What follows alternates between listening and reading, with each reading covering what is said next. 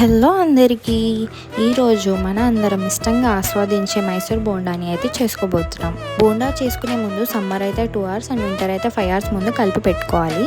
1 cup పెరుగుకి అయితే 1 cup మైదాని తీసుకొని అందులో సరిపడా వాటర్ పోసుకొని బీట్ చేసుకొని పక్కన పెట్టుకోవాలి. నెక్స్ట్ అయితే అందులోకి చిన్నగా కట్ చేసుకున్న ఆనియన్స్, పచ్చిమిర్చి, అల్లం ముక్కలు అండ్ కొత్తిమీర వేసుకోవాలి. ఆ తర్వాత జీరా, ఇంకా వంట సోడా, సాల్ట్ అండ్ ఆయిల్ పోసుకొని మంచిగా పిండిని అయితే చాలా బీట్ చేసుకోవాలి. ఇంకా ఆయిల్ హీట్ అయ్యాక పిండిని అయితే అందులో డ్రాప్ చేసుకొని మీడియం ఫ్లేమ్లో 2 వైపులా మంచిగా కాల్చుకోవాలి. పిండిని బాగా బీట్ చేసుకుంటే కనుక బయట అయితే క్రిస్పీగా అండ్ లోపల ఫ్లఫీగా వస్తాయి. ఇంకా మన టేస్టీ మైసూర్ బోండా అయితే రెడీ. దీనిలోకి అయితే పల్లీ చట్నీ ఇంకా టమాటో చట్నీ వేసుకొని తింటే భలే ఉంటుంది. సో ఇంకా మళ్ళీ మరిన్ని మంచి వీడియోస్తో మీ ముందు ఉంటాం. వీడియో నచ్చితే లైక్, కామెంట్ అండ్ సబ్స్క్రైబ్ చేయండి.